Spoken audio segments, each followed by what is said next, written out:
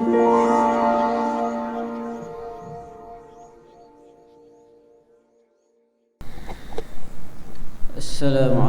warahmatullahi wabarakatuh. Innal hamdalillah nahmaduhu nasta'inuhu nastahdihi wa nastaghfiruh. Wa na'udzu billahi min shururi anfusina wa min sayyiati a'malina. Man yahdihillahu fala mudilla lahu wa man yudlil fala hadiya lahu. والصلاة والسلام على رسول الله وعلى آله وأصحابه واستنى بسنته واهتدى بهديه إلى يوم الدين. سبحانك لا علم لنا إلا ما علمتنا إنك أنت العليم الحكيم. لا حول ولا قوة إلا بالله العلي العظيم. اللهم أرنا الحق حقا وارزقنا اتباعه وأرنا الباطل باطلا وارزقنا اجتنابه. أما بعد، فيا عباد الله اتقوا الله، أوصيكم وإياي بتقوى الله وطاعته لعلكم تفلحون. Seluruh jawatan kuasa masjid, bantuan yang dikasihi dan dirahmati oleh Allah, marilah sama-sama kita memanjatkan kesyukuran kepada Allah Ta'ala, kerana dengan limpah kurnia dan inayah daripada Allah Subhanahu Wa Ta'ala, kita masih lagi diberikan umur oleh Allah, dipanjangkan umur kita untuk terus merasai nikmat dan rahmat Allah. Serta dengan nikmat dan rahmat Allah Subhanahu Wa Taala itu membolehkan kita menjalankan tanggungjawab kita sebagai hamba dan juga sebagai khalifah Allah di muka bumi. Tuan-tuan mati Allah, perbincangan kita sebelum ini ialah sunat-sunat Jumaat.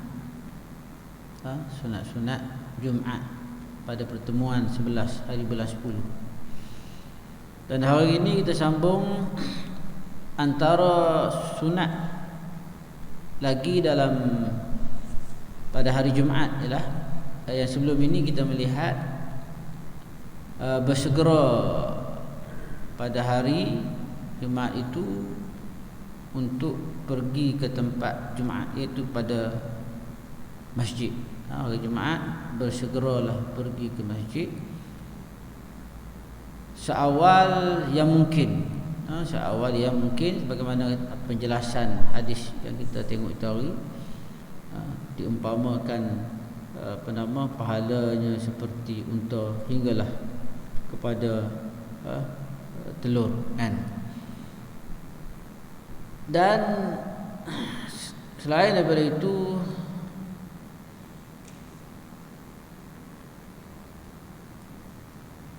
antara yang lain ialah berjalan kaki. Kemudian sebelum itu mandi sunat Jumaat. Dan hari ini kita sambung lagi, dan sunat berhias laki-laki dengan seelok-elok kainnya dan memakai bau-bauan. Hari Jumaat adalah hari raya.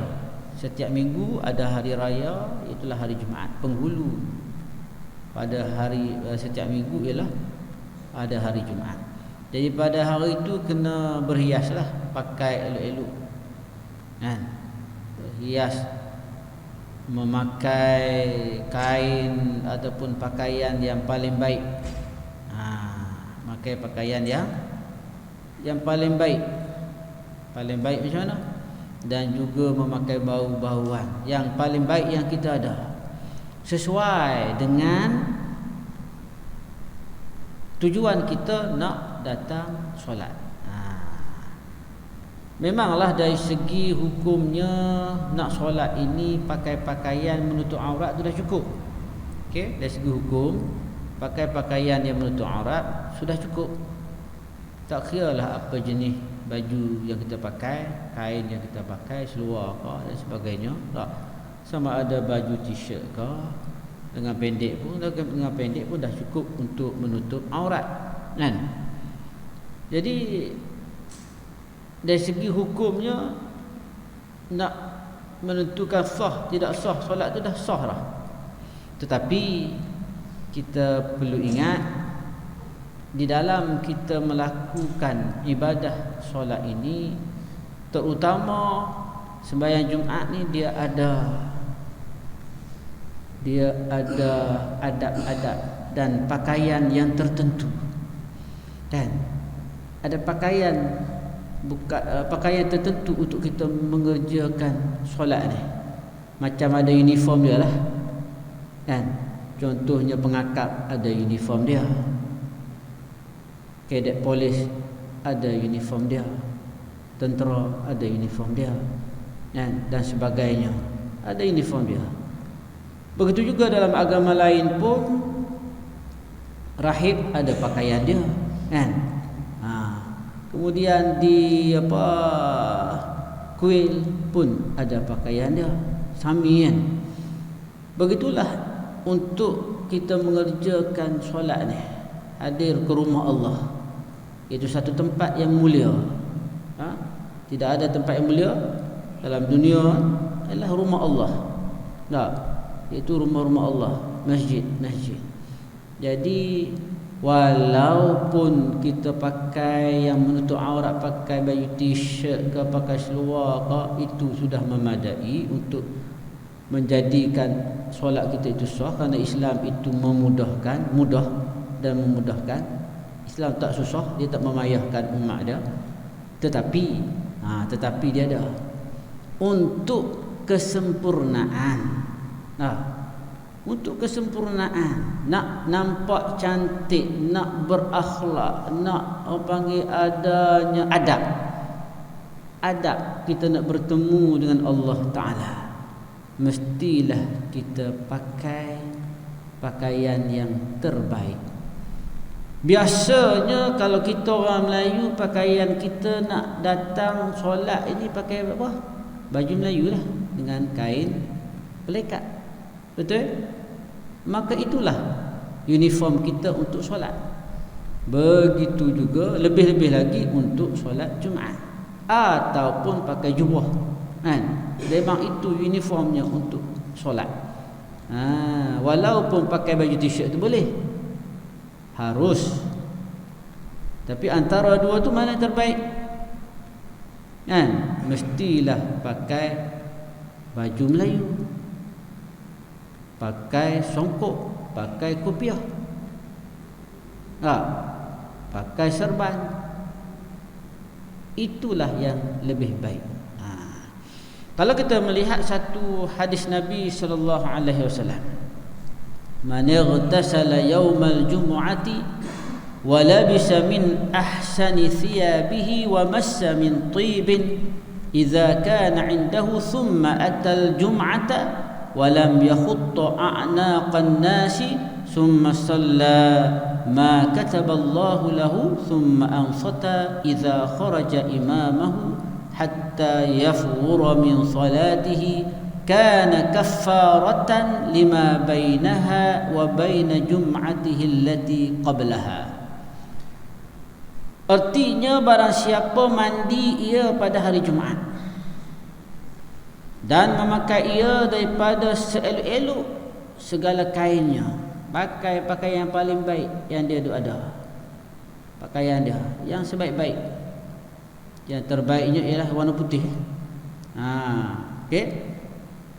Dan menyentuh ia daripada bau-bauan apabila ada ia pada sisinya, kemudian datang ia akan Jumaat dan tiada melangkah ia akan tengkuk-tengkuk manusia, kemudian sembahyang ia akan barang yang menulis Allah Ta'ala baginya, kemudian diam ia apabila keluar oleh imamnya hingga selesai ia daripada sembahyangnya, nescaya adalah ia kafarah bagi barang yang diantaranya dan diantara Jumaat yang dahulu.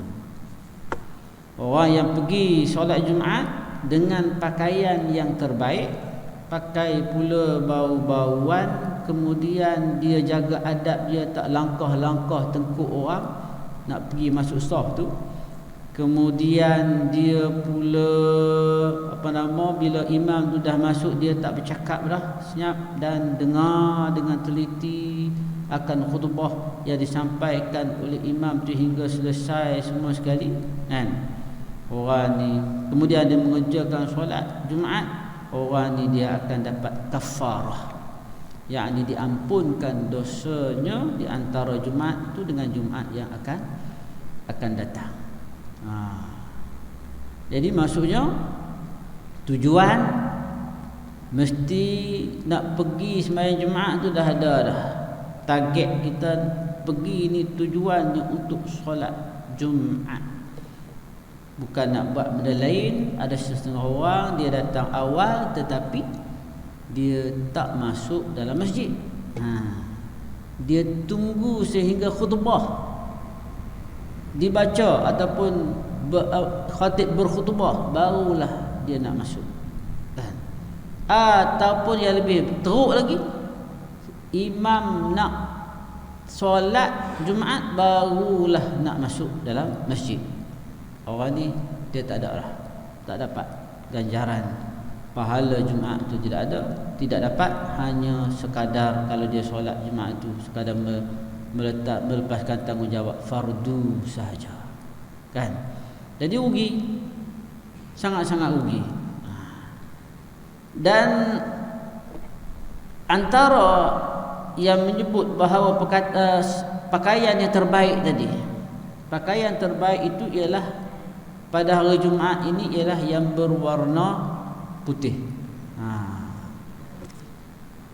Sebagaimana satu hadis Nabi sallallahu alaihi wasallam yang diriwayatkan oleh Abu Dawud, ilbasu min thiyabikumul biyadha fa innaha min khairi thiyabikum wa kaffanu fiha mautakum. Pakailah daripada pakaian-pakaian kamu yang berwarna putih, abyad. Pakailah yang berwarna putih, kerana dia adalah sebaik-baik pakaian. Kata Nabi SAW, dia adalah sebaik-baik. Yang berwarna putih itu adalah sebaik-baik. Dan kafanlah dengannya, yakni dengan kain yang berwarna putih bagi orang yang meninggal dunia. Jadi maksudnya yang terbaik ialah berwarna putih kalau ada. Okey, kalau ada. Nabi kebanyakannya pada hari Jumaat memakai pakaian yang warna putih. Kalau kita pakai pada hari Jumaat yang warna putih kerana iktikad kita nak ikut sunnah Nabi, dapat pahala. Dapat pahala kerana nak ikut Nabi. Nabi pakai hari Jumaat warna putih, kita pun nak pakai warna putih kerana nak ikut Nabi. Dapat pahala. Pahala sunnah. Okey. Jadi jelas di sini pada hari Jumaat ni, adab pada hari Jumaat ni sunatnya ialah kita memakai pakaian yang terbaik, dan jelas bahawa untuk solat ada pakaian yang tertentu. Pakaian tertentu, kan? Kalau kita berpeluang nak pakai baju, kecuali orang pergi kerja, pergi tempat kerja, kemudian waktu rehat tu nak pergi solat Jumaat, dia tak bawa pakai baju Melayu apa semua, jubah tu tak bawa, dia pakai baju kerja dia lah. Pakai baju apa? Pakai baju apa, long sleeve dia, kan? Kemeja, baju kemeja, tidak ada masalah. Tapi paling kurangnya letaklah atas kepala tu kopiah ataupun songkok. Barulah ada adab sikit nak solat. Ini tak pakai apa-apa nak solat. Sah. Saya tak kata tidak sah. Sah, cuma adabnya kurang adabnya untuk kita nak menghadap Allah Subhanahu wa taala. Okey.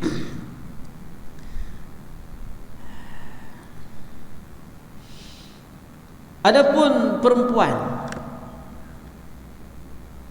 Maka apabila menghendaki ia akan hadir kepada Jumaat, maka makruh baginya berhias dan memakai bau-bauan. Boleh tak orang perempuan sembahyang Jumaat? Boleh. Harus. Hukumnya adalah harus. Cuma kita di sini tak ada. Kalau bandar-bandar besar ada. Kalau di luar negara mungkin ada. Kita di Malaysia ni jarang kan. Orang perempuan datang solat Jumaat. Hukumnya harus. Tetapi makruh kalau ia berhias. Berhias. Mai sembahyang berhias. Tabarrush. Kan? Pakai baju lawa-lawa, berkilat-kilat pula. Bergelik-gelik pula, pakai gincu pula, pakai minyak wangi pula, harum semerbak. Masuk dalam masjid, harum semerbak, semua orang pandang. Sabar tengok, pakat mata semua berpuluh orang tu, beratus orang duk tengok. Oh. Ya ni makcik ni, makcik. Atau oh ni si gadis ni, pakat tengok semua. Hukum dia adalah makruh. Orang perempuan pergi sembahyang Jumaat, hukum dia harus, tapi kalau berhias jadi makruh. Berhias dengan pakaian yang apa nama, inilah yang lawa-lawa lah, kemudian pakai bau-bauan, minyak wangi yang semerbak, habis orang terhidu, maka hukumnya adalah makruh dan boleh menjadi haram kalau dia menimbulkan fitnah. Okey. Orang lelaki sunat pakai minyak wangi.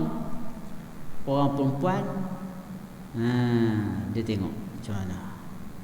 Dia boleh pakai minyak wangi hanya sekadar untuk menghilangkan bau badan. Kalau tak pakai habis semerbak bau badan, bau apa, hangit dan sebagainya lah. Maka pakailah sikit minyak wangi tu nak bagi hilang. Boleh. Tapi kalau minyak wangi tu semerbak, bau kuat baunya sehingga orang semua tergerak hati untuk melihat. Tak. Lalu semua pakat tengok minyak wangi. Ni ramai orang pakai macam ni. Tak. Kena jaga-jaga.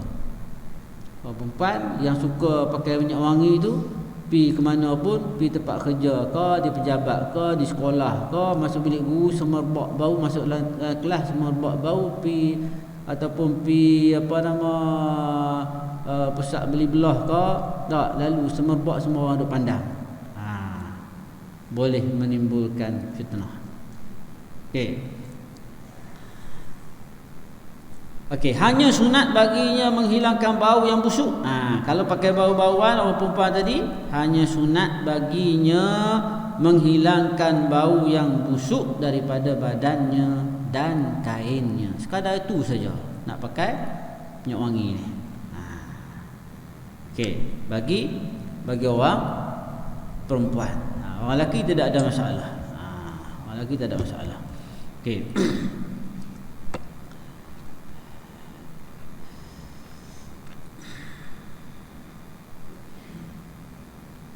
Ada satu hadis Nabi sallallahu alaihi wasallam daripada Abu Musa Al-Asy'ari menceritakan tentang perkara tadi, minyak wangi bagi orang perempuan, bagi wanita. Nabi sallallahu alaihi wasallam bersabda, ayyumam ra'atin ista'tarat famarrat ala qaumin la yajidu min rihiha fahiya fahuwa zaniyatun. Mana-mana perempuan yang mengenakan wangian, dia pakai minyak wangi, kemudian dia berjalan-jalan melalui sekumpulan orang lelaki dengan tujuan dia agar mereka ni mencium bau tersebut, mencium bau harum yang dipakai. Kan, beli mahal ni, mesti nak suruh orang cium, kan. Bau lalu ke depan orang ramai, terutama orang lelaki, dengan tujuan biar depa tu cium bau tersebut. Maka perempuan tersebut adalah disebut sebagai seorang zaniyatun, fahiya zaniyatun, dia adalah penzina, pelacur ataupun penzina. Okey, kalau tujuan dia begitu. Kalau dia tak niat begitu, tak apa. Tak niat begitu, tak niat nak tarik perhatian orang. Tapi tadilah, sepatutnya dia pakai itu hanya sekadar untuk menghilangkan bau badan dan menghilangkan bau pakaian dia. Kalau ada bau yang tak elok, nak tutup yang tu saja. Maka itu adalah diharuskan. Manakala Imam Al-Munawi menyebut bahawa yang dimaksudkan dengan hadis yang dibacakan tadi, hadis yang menyebut tentang orang perempuan yang pakai minyak wangi itu lalu depan orang ramai, kemudian terhidu bau tersebut, dia ni zaniyatun, dan dia sengaja supaya orang tu hidu bau tersebut, maka ada penzina. Kata Imam Al-Munawi bahawa yang dimaksudkan dengan hadis di atas adalah perempuan yang memakai minyak wangi yang terzahir dan kuat baunya, kemudian keluar daripada rumah lalu melewati satu kaum, iaitu laki-laki ajnabi. Orang lelaki ajnabi lah, bukan mahram tapi ajnabi, dan memang itu tujuannya, maka perempuan itu adalah penzina. Dari sudut pandangan dosanya, berdosa besar kalau dia tujuan begitu, nak tarik perhatian ajnabi supaya melihat dia, tarik perhatian orang lelaki yang bukan mahram dia untuk melihat dia. Okey, maka sama macam penzina dari segi dosa dia. Okey. Seterusnya Al-Imam Al-Munawi ini menyebut lagi, dan perempuan jika mengenakan wangian lalu melewati satu majlis yang padanya terdapat laki-laki, maka ia mampu menaikkan syahwat laki-laki dan mendorong untuk memandang ke arahnya, maka setiap yang memandang ke arahnya maka matanya telah melakukan zina. Orang pandang pun dapat dosa juga, kan? Perempuan itu mendapat dosa kerana telah memancing pandangan ke arahnya dan menjadikan hati lelaki tidak tenang. Jadi tak tenang lah. Bau semabak harum rasa tak tenang, tengok tak tenang lagi, tambah tak tenang. Maka ia adalah sebab berlakunya zina mata, dan ia termasuk penzina, kata Imam Al-Munawi. Okey. Tak mau sebut lagi berkaitan dengan perkara tu, tak perlu kita panjang-panjangkan. Kita sambung lagi berkaitan dengan perkara-perkara sunat pada hari Jumaat. Antara yang lain ialah dan sunat membaca surah Al-Kahfi pada malam Jumaat dan harinya. Kerana sabda Nabi sallallahu alaihi wasallam, "Man qara'a al-kahfa fi yaumil jum'ati adaa'a lahu minan nuri ma bainal jum'ataini." Barang siapa membaca ia akan surah Al-Kahfi pada hari Jumaat, nescaya bercahaya baginya daripada nur barang yang antara dua Jumaat.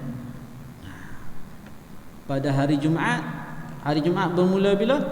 Bermula pada maghrib hari Khamis. Masuk maghrib hari Khamis tu, masuk waktu maghrib tu dah mula Jumaat lah.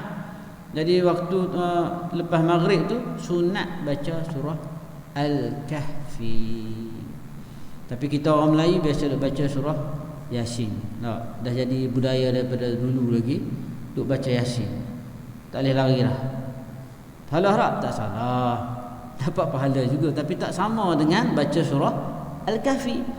Sebab Al-Kahfi ni Nabi sendiri ada menyebut kan, siapa yang baca surah Al-Kahfi pada hari Jumaat, nescaya bercahaya baginya daripada nur di antara dua Jumaat.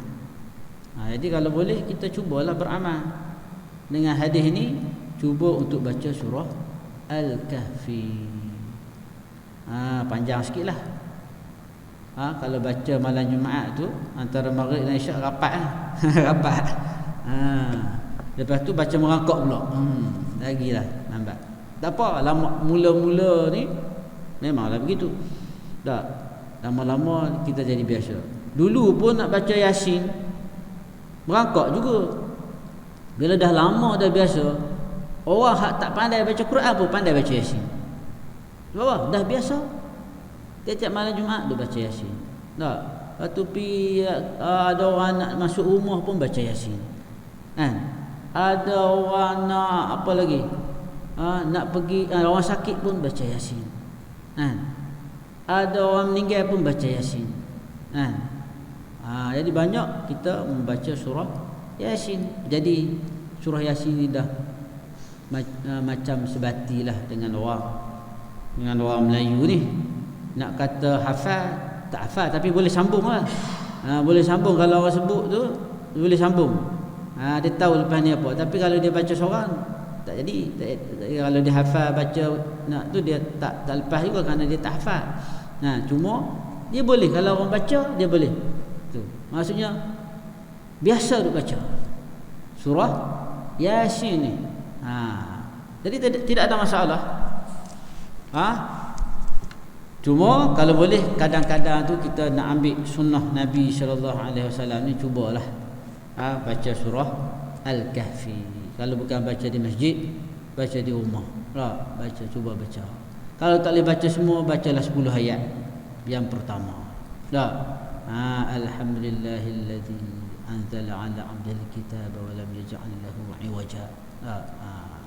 10 ayat pertama, lepas tu 10 ayat akhir. Alladzina kanat a'yunuhum fi ghita'in an zikri. Kalau tak boleh baca semualah. Okey. Jadi nak sebutnya di sini, antara yang sunat pada hari Jumaat ialah membaca surah Al-Kahfi. Hari Jumaat tu bila? Bermula malam Jumaat itu, lepas maghrib, masuk waktu maghrib tu, hinggalah terbenam matahari pada hari Jumaat. Yang ini masuk waktu maghrib. Maka itulah hari Jumaatnya. Okey. Jadi hadis tadi, man qara'a al-kahfa tu menceritakan akan dia oleh Al-Hakim dan berkata ia sahih al-asnad dan sunat membanyak dan seterusnya, dan sunat membanyakkan doa pada hari Jumaat dan malamnya. Hari Jumaat ini adalah hari yang ada di antara waktu-waktunya itu makbul doa. Di mana? Wallahu a'lam. Tak tahu kat mana. Jadi bermula pada malam Jumaat hinggalah sepanjang hari Jumaat tu, perbanyakkanlah doa. Mudah-mudahan ada tempat-tempat yang kita duduk berdoa tu kena pada masa yang makbul, masa yang sangat-sangat makbul. Bermula malam dia tu banyakkan doa. Adapun pada harinya, maka kerana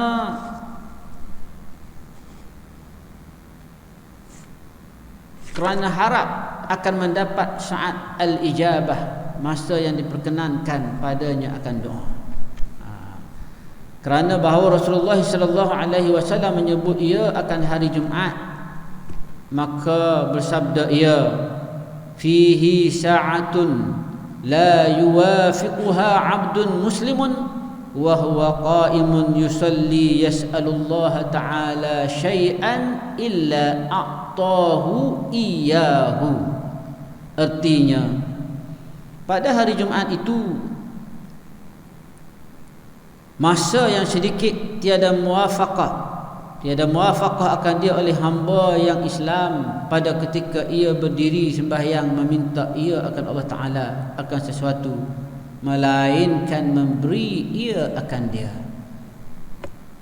Menunjukkan oleh Nabi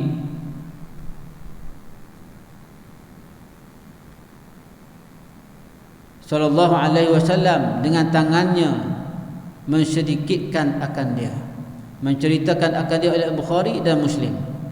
Adapun malamnya, maka kerana perkataan Imam kita Syafi'i radhiyallahu anhu, balaghani anna ad-du'a yustajabu lailatal jum'ati, artinya sampai akan daku oleh bahawa doa diperkenankan akan dia pada malam Jumaat.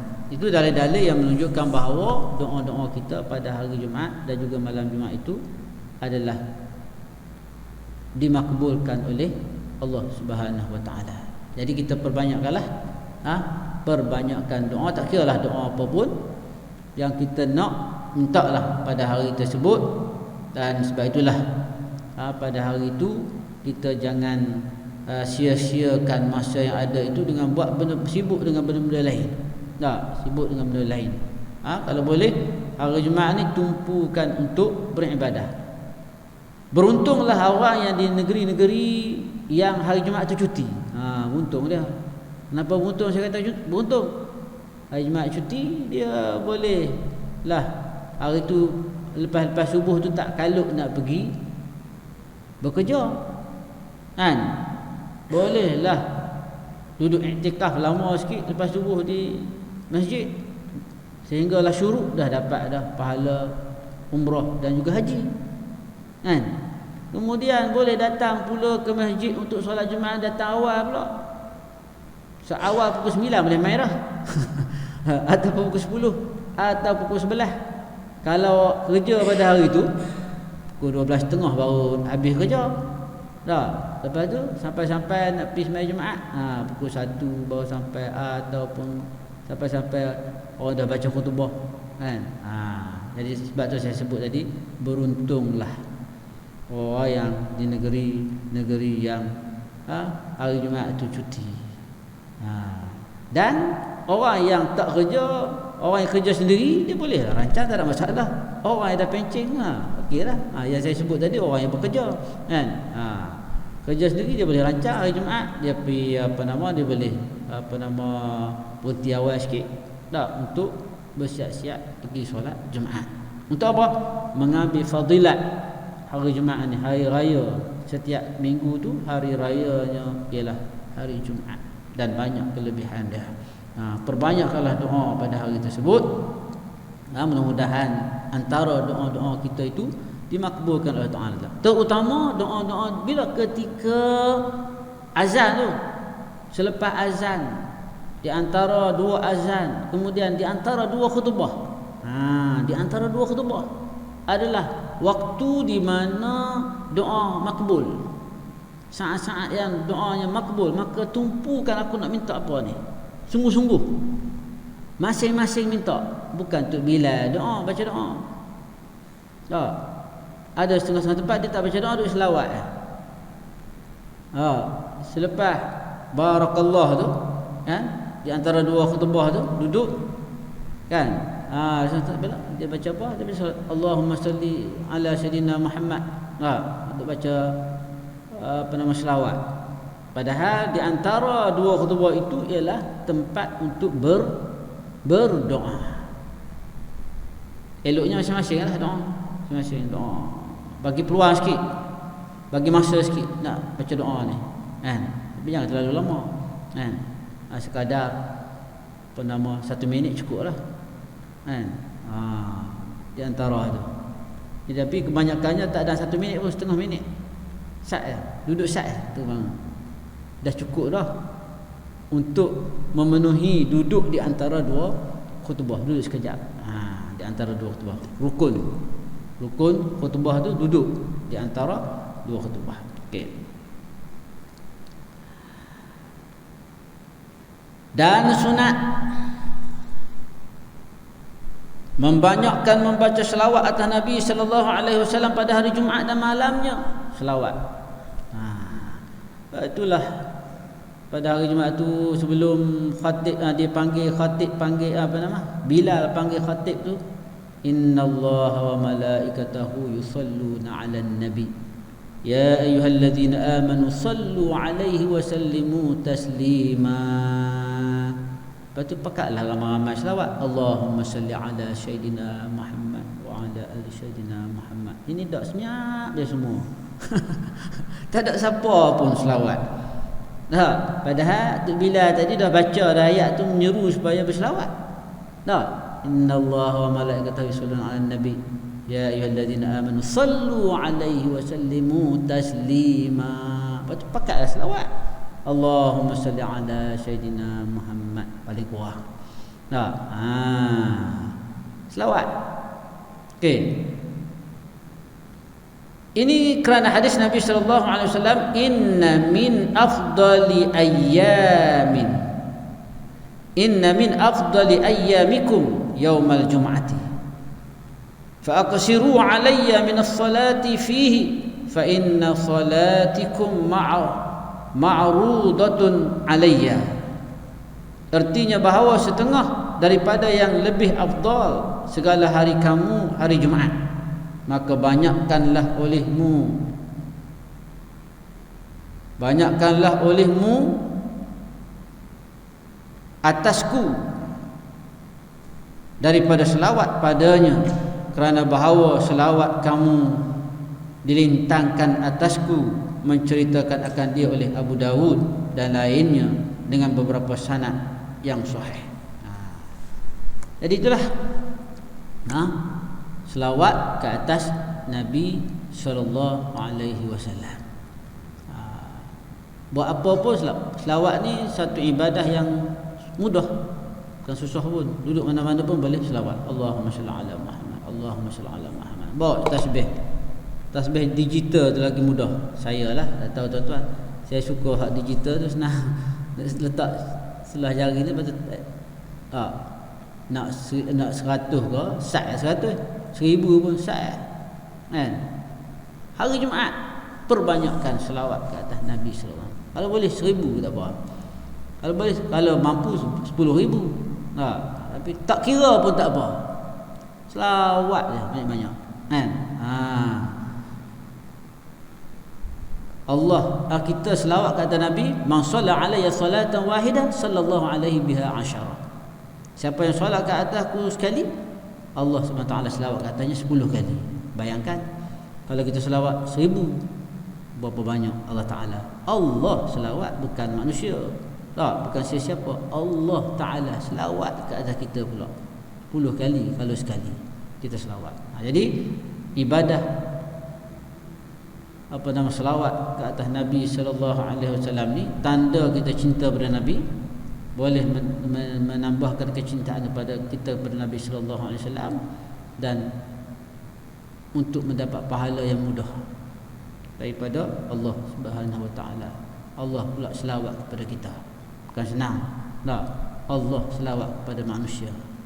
Dengan cara kita selawat kepada Nabi sallallahu alaihi wasallam. Kemudian akan datang, kita akan tengok pula, dan haram atas mereka yang wajib atasnya sembahyang Jumaat.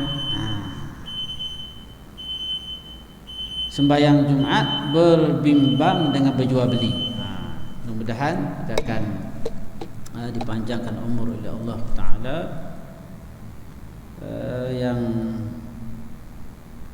Yang baik itu datang daripada Allah Ta'ala, yang kurang itu kerana kelemahan saya lah, dan juga kejahilan saya. Maaf sekiranya terkasar bahasa dan melakukan kesilapan, kesalahan. Aqulu qawli hadza wa astaghfirullahal azim li wa lakum. Assalamualaikum warahmatullahi wabarakatuh.